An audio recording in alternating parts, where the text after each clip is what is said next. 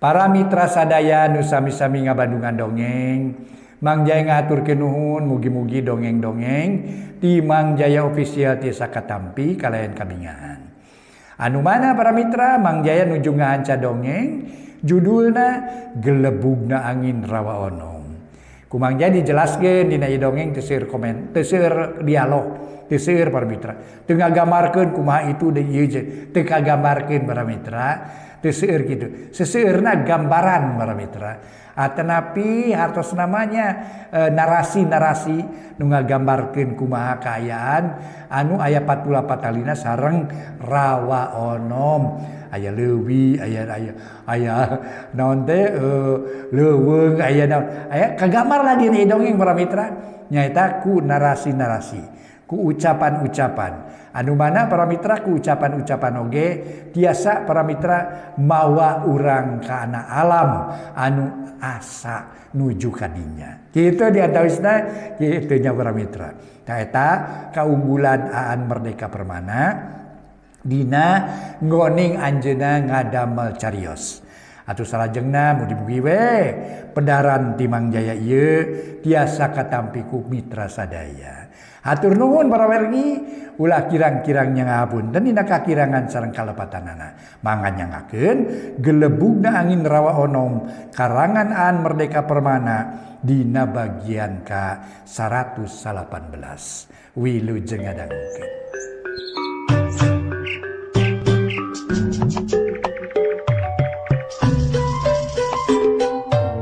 Para mitra pamiarsa wilujeng tepang dangu sareng acara matuh dongeng enteng pangbeberahmana.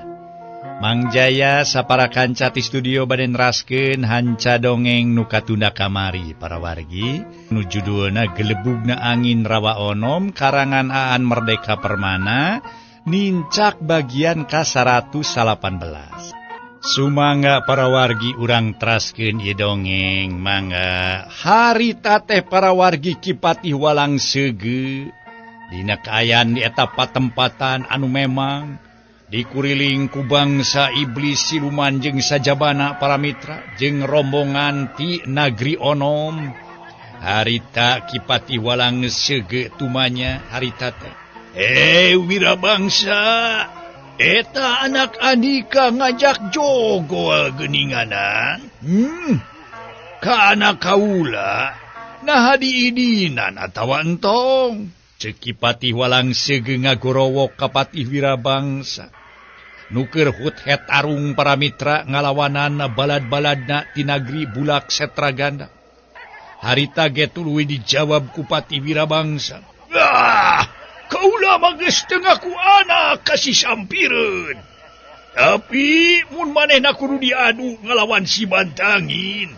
Kaula yakin si Bantangin bakal kojor deuleu. Ceuk patih wirabangsa para wargi. Kumaha lamun kajadianana sabalikna? Nah andika ridho henteu si sampireun kojor ku anak kaula. Ceuk patih walang seugeu para mitra sadaya tumanya deui ka patih wirabangsa. Dijawab ku patih wirabangsa, kaula ridho, kaula ridho. Temal ki patih wirabangsa. Atuh geus kitu mah para mitra derwe jaka Bantangin jeung jaka sampireun harita teh tarung patutunggalan begalan pati. Memang tarungna luar biasa. Jaka sampireun para mitra ngaluarkeun ilmu panemu jampe pamake. Bari dibantuan ku para siluman anu harita teh memang ngabantu maranehanan. Para siluman pating caka-kaka titu ngabobotohan ka jaka sampireun. Tapi jaka Bantangin mah tenang. Manehna teu gedag bulu salamar ceuk paribasana. Eneng ludeng tayaka keung tandang ganta tayak karingrang. Malah jaka sampireun tumanya. Sia Bantangin. Geus waktuna si ayeuna kudu modar deuleu heuh. Kaula siap rek modar iraha bae oge. Tapi lamun kudu modar ku tangan anjeun keheulaanan. Kaula teh sudi najis teuing modar ku tangan anjeun deuleu. Ceuk jaka Bantangin ngajawab. Duanana pasang kuda-kuda, kuthead ngaluarkeun jurusna, malah hiji waktu Jaka Sampireun nyerang ka Jaka Bantangin para mitra, ku hiji tenggelan anu luar biasa sorana ngajelebet.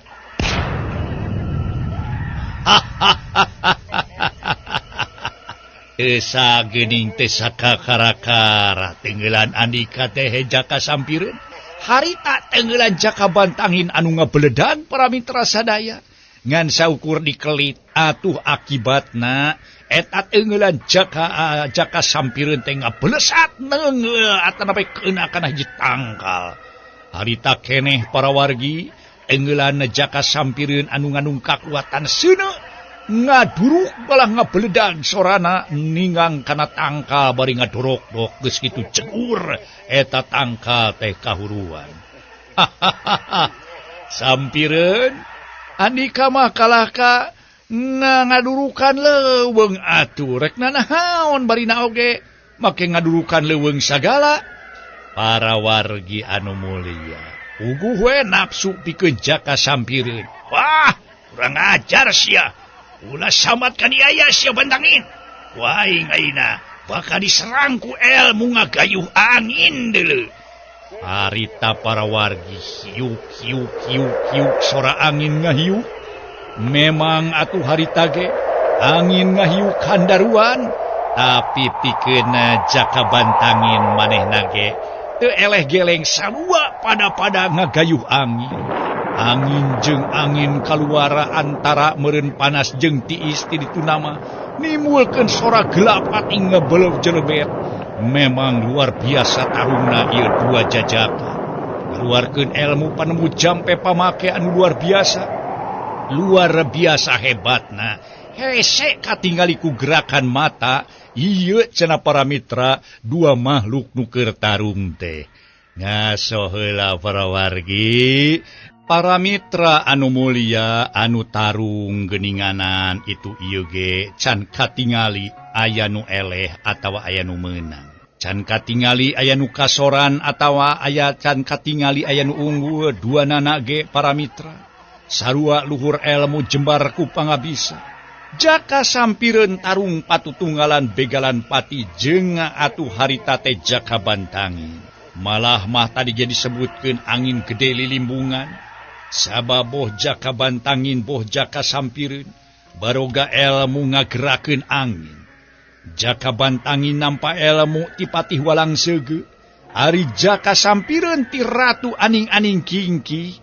Ngan bae kanyahoan tanaga Jaka Sampireun teu bisa ngayonan pedasna Jaka Bantangin.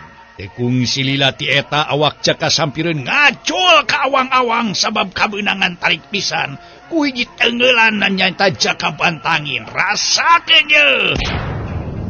Para mitra anu mulia kontan harita keneh. Tenggelan Jaka Bantangin keuna pisan kana awak Jaka Sampireun. Akibatna para mitra sadaya Jaka Sampireun ngajuralit katemong murag gebalik deui ukur kadenge kokokowongan alatan teu kuat nahan ka nyeri.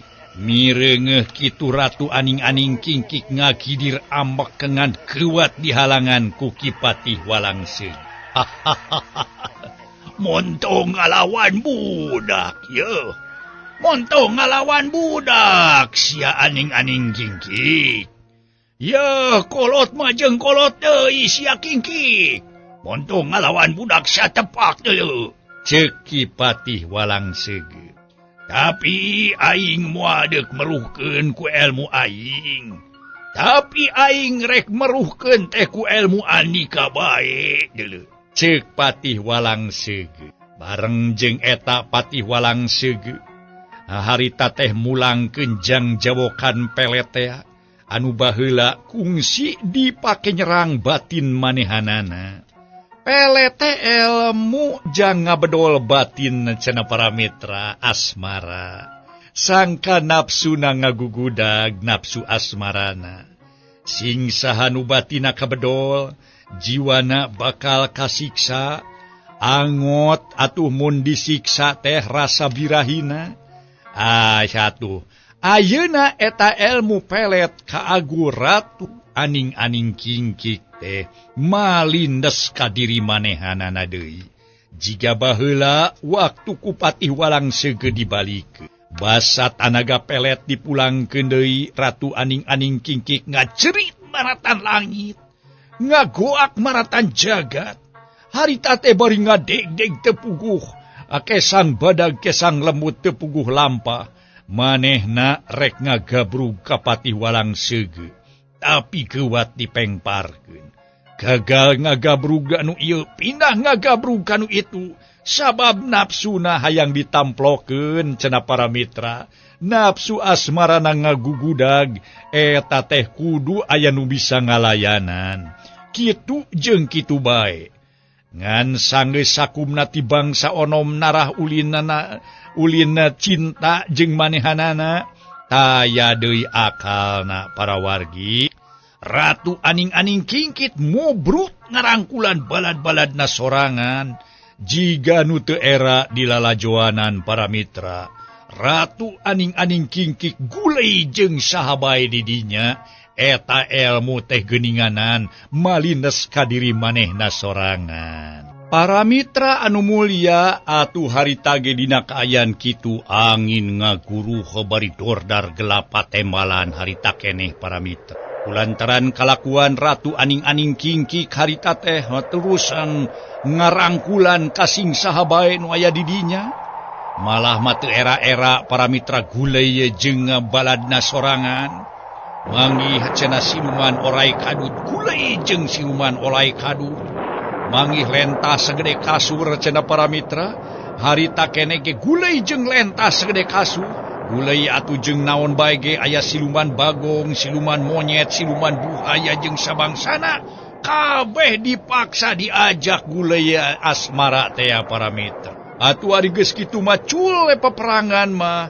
Daina mah anu rage jeung bitotama teh ukur balad-baladna ti karajaan Burak Setraganda arep akibat parebut giliran hayang gulei cenah jeung ratuna. Kitu diantarana para wargi anu mulia. Aduh, dasar dongengnya para mitra. Ningali kaayaan kitu atuh wirabangsa harita keneh ge para wargi. Memang dina kaayaan kitu mah wirabangsa tuluy nyarita deui. Hei batur-batur. Hayu urang mulang ka Pulau Majeti. Sabab tugas urang geus rengse. Keun antep maranena sina galemu galungan parebut tulang. Tuh dedengekeun pating cakakak, pating cikiki para siluman. Hayang gulei jeung ratuna sorangan deui. Ayo batur-batur. Ayo nama urang mulang. Kitu para mitra sadaya ceuk Patih Wirabangsa. Ngajakana mulang ngabalad-baladna ke Pulau Majeti. Lantaran geuning ayeuna mah cenah Ratu Aning-aning Kingkik teh teu nyerang maranehanana. Kalah ka namplokeun nafsuna cenah. Nafsu asmarana ka balad-baladna nu aya di dinya. Jeung deui kabeneran balad-baladna teh eukeur mahayang ti baheula mula cenah. Atuh ulina rasa cinta jeung nu jadi ratuna. Kari-kari ayeuna ratuna nu hayang sorangan atuh puguh we.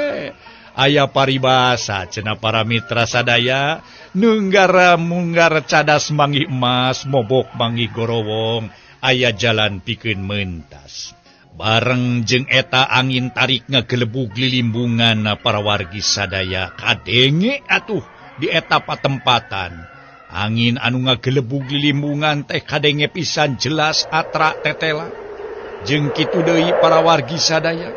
Malah di eta patempatan tungtungna hujan gede dordar gelap. Hujan angin turun harita keneh nimbulkeun akibatna para mitra sadaya. Eta patempatan leuweung teh harita ge jadi ruksa.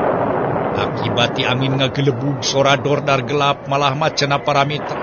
Sakali gelap nemak ka hiji patempatan nimbulkeun kahuruan, menggaskeun dangka-tangka jeung di leuweung gerotan harita kontan harita keneh para mitra sadaya nu nabina nu ngaranna karajaan Burak Setraganda jadi lautan seuneu. Malah mah para wargi pasukan kerajaan Burak Setraganda ge tungtung nama paburencai ninggalkeun eta patempatan lantaran nagrina sorangan geus dilentab-lentab ku seuneu. Ari-arinitna dibarung ku sora babaungna anjing leuweung, ajag-ajag katut aul para wargi sadaya, bari pating cakakakna cenah para wargi sadaya, eta para siluman tea arinit ninggalkeun eta patempatan. Memang malah teu kurang-kurang aya nya di antara nage para mitra sadaya masih keneh aya rupa-rupa sato anu nyao sora satona nahaon nganu eces jiga nu keur parebut jiga nama para mitra paheula-heula hayang menangkeun nu jadi ratu. Kitu diantawisna para mitra anu antukna harita keneh ningali kayan kitu mah Kipati Walang Sege oge para mitra jaka bantangin jeung Katilu Manglendra nu masih keneh ngajeng jehe dina rungkun. Patih Walang Sege ngahuleng ngaraga meneng ari jaka bantangin siga anu hareugeun para mitra. Atuh bari sila hareupeun anu jadi bapana ngeluklir kapupul bayu harita teh ningali kaayan kitu. Kipatih Walang Sege harita teh tuluy cumarita ka Raden Jaka Bantangin. Hampura ama, salila ieu ama geus nyieun rupa-rupa kasalahan. Kaasup kasalahan anu cikeneh dipilampah. Cek Kipatih Walang Sege para mitra. Jaka Bantangin mah henteu lemek teu nyarek. Ngeluk we lira buek menang mabuk teh para wargi. Ngeluk kebangun anu jararauh paninengan. Kasalahan ama anu baheula nyaeta geus nyieun janji pasini pasang Subaya jeung si Kingki. Naon sababna nyieun janji? Sabab ama embung manehna ngaraja Wisuna ngacaukeun kahirupan. Tapi geuning dina kanyataan mah tetep we atuh. Anjing mah tara jauh cenah tinu eta bangsa kokotor. Buktina we kanyataanana si Kingki teu bisa nohonan janji pasini pasang Subaya baheula jeung ama. Angger bae atuh kahayangna teh hayang ngawasadu. Eta kahayang teh teu pareum-pareum, malah mah jiga nu leuwih ngagedur. Da ieu nu jadi kasalahan ama teh hampura sakali deui. Ceuk Kipatih Walang Sege pikeun kasakitu kalina Jaka Bantangin mah teu lemek teu nyarek teu nyarita naon-naon. Atuh Patih Walang Sege nuluykeun omonganana. Ngan lamun mah ama teu nyieun janji kitu, boa di dunya maneh ge moal moal aya di dunya maneh teh. Lamun ama teu nyieun janji berarti maneh moal gumelar ka dunya deuleu Bantangin. Ceuk Patih Walang Sege bari mesem. Tur ari geus kitu mah cedok we Jaka Bantangin nyembah hormat. Hatur nuhun nu kasuhun ama. Damargi sanaos atuh lampah ama kasebat lepat. Namung tetep wae ama gaduh jasa parantos ngagelarkeun jisim abdi. Jisim kaula kaya alam. Ama tos ngayugakeun jisim abdi gubragna ka alam dunya ama. Dugi ka jisim abdi sakieu atuh disebutkeun kasebut dewasa. Ceuk Jaka Bantangin. Nanging ama sanes jisim kaula ngarasula. Ayeuna teh jisim kaula nuju dikungkung ku kabingung ama. Kitu nyaritana para mitra Raden Jaka Bantangin. Barang harita para mitra Kipatih Walang Sege anjeunna ngadangu nyaeta ingkang putra atawa putrana Bantangin nyebutkeun aya kabingung langsung Kipatih Walang Sege tumanya. Naon nu jadi kabingung hidup teh? Sok caritakeun ka ama belak-belakan wae. Ulah aya nu didingding kelir di sinang siloka, sugan jeung sugan. Ama bisa ngabantu sangkan kabingung hidup. Bisa dikurangan. Geus kitu mah jaka bantangin nuluykeun caritaanan. Jisim kaula nu dijungkung ku kabingung ama. Wireh jisim kaula asa teu puguh kalebet bangsa naon. Disebat bangsa siluman da sanes. Disebat bangsa onom da sanes. Atuh angot disebat bangsa manusia mah asa tetebihkeun. Nu eces mah jisim kaula teh mangrupi makhluk gaib. Nu teu tiasa kabireungeuh ku sasaha iwati ku ama. Atanapi ku pun biang nyaeta ratu aning-aning kingkik ama. Dah kitu nu mawi oge.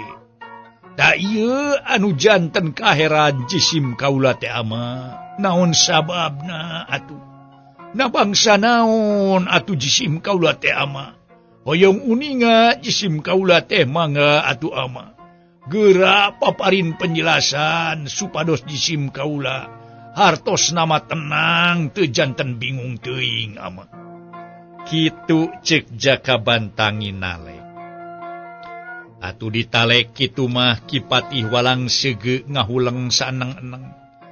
Manehna para mitra sadaya atuh ngahuleng saeneng-eneng kudu kumaha ngajawabna, kudu kumaha nyaritana. Sangkan nu jadi anakna bisa ngarti kana kaayaan. Ngan akhirna atuh inyana nerangkeun naon pangna kitu. Dedeuh teuing anaking jalu. Nusa bener nama Andika teh teu kabireungeuh ku sasaha. Boh ku bangsa onom, boh ku bangsa siluman. Atuh angot ku bangsa manusia mah Andika teh moal kabireungeuh jalu. Ngana lamun bae lamun cikene anjeun bisa katingali ku batur. Kaasup ku inung hidep atawa ku saha bae nu cikene aya di dieu. Eta teh alatan ku tarekah ama bae. Mun teu kitu sasaha moal bisa nyaksian. Tadi ge inung hidep ukur bisa ngarasakeun. Yen di jero raga budak anu jirimna di aku jaka bantangin teh karasaeun aya nu nganjrek. Ngan teu nyaho kumaha jirimna. Ukur sanggeus ku ama dibuka pantobatina bae bisa mireungeuh yen hidep teh pituin anak manehna. Tah kitu nu matak oge jalu. Ceuk Patih Walang Sege para mitra malah saterusna diterangkeun. Naon pangna jeung naon sabab musababna. Naon anu jadi kasang tukangna pangna kitu kajadian. Saterusna Ki Patih Walang Sege barabat nerangkeun deui hal-hal nu ngandung rusiah teh. Ama oge teu apal jalu. Kaasup naon hidep ayeuna, kaasup bangsa naon hidep ayeuna. Ari ama teh baretona manusia biasa. Ngan sanggeus umur ama ngolotan, ama pindah alam nu ceuk manusia mah disebutna teh tilem. Geus kitu ama boga pamajikan ka ratu aning-aning kingkik. Nu mangrupa bangsa jin saluhureun siluman. Teuing naon ngaranna. Ngan kitu geuning hasilna ngalahirkeun orok anu gaib. Karasa tapi teu kabireungeuh. Atuh sangkan bangsa naon nu bisa mireungeuh anjeun. Di orok keneh nyaku ama teh ditarekahan. Anjeun teh dicicingkeun di nagar babatur deuleu bantangi. cek Patih Walang Sege nerangkeun bari bingung para wargi sadaya. Para mitra pamiarsa, Raden Jakabantangin sabada meunang katerangan ti ingkang rama sarupa kitu. Lajeng anjeunna cumarios, geuning ama make tiasa ngihtiaran sangkan jisim abdi katingal kupun biang ama. Tanya Jakabantangin. Barang ditanya kitu Ki Patih Walang Sege rumenghap semu eungap. Cek manehna bisana kitu teh alatan Patih Walang Sege ngagunakeun tanaga batin nu kawilang badagna. Ama moal bisa tuluy-tuluyan. Moal bisa tuluy-tuluyan ngaluarkeun tanaga. Capek ama teh deuleu bantangi. Ama teh capek. Ama teh capek pisan deuleu bantangi. Cek Patih Walang Sege nyarita rerenghapan. Jeung jiga nu reka bebeakeun apa sagala. Malah mah harita ge. Kadenge. Ki Patih Walang Sege batuk ngohko. Capek ama teh bantangin. Ama teh geus teu kuat capek kabina-bina. Capek ama teh deuleu bantangin. Ceuk atuh Ki Patih Walang Sege geus kitu Raden Jakabantangin nyarita deui. Tos atuh ama lepaskeun bae. Teu sawios-wios jisim abdi teu katingal deui oge. Cek Jakabantangin. Barang mireungeuh nu jadi bapana beuki ripuh bae balukar tadi ngagunakeun tanaga. Ngagunakeun tanaga batin anu sakitu kuatna. Atuh kusabab geus teu kuat tanaga batin teh dilepaskeun. Bareng jeung eta las jirim Jakabantangin leungit tanpa lebih ilang tanpa karana. Malah nu leungit teh jirim oge jirimnya Ki Patih Walang Sege. Ukur sorana we nu kadenge teh para mitra di eta patempatan. Hampura ama Kasep Jalu. Hampura ama ti semet ayeuna. Urang geus moal bisa patepung jonghok deui. Ari lain tina sora mah. Ngan teu kudu leungiteun sabab ama moal ingkah ti karaton Biratakarta. Paling jauh ngacacang ka karaton Arcaman. Sababna Ki Doyong teh sobat ama Jalu. Lamun hayang pangijeng ama nyateang bae kadinya. Ka nagara Biratakarta sakali deui. Jeung deui lamun eueuh di dinya jigana ama teh keur nganyang ka sobat ama Ki Doyong. Ki Doyong ge ayeuna teh ku ama diperih pati torta gawe pikeun nungguan di nagri Biratakarta. Bisi aya saha bae nu datang pangbejakeun yen ama aya di dieu. Tah kitu sabenerna mah Jalu. Cek sora Ki Patih Walang Sege. Waktosna see para mitra.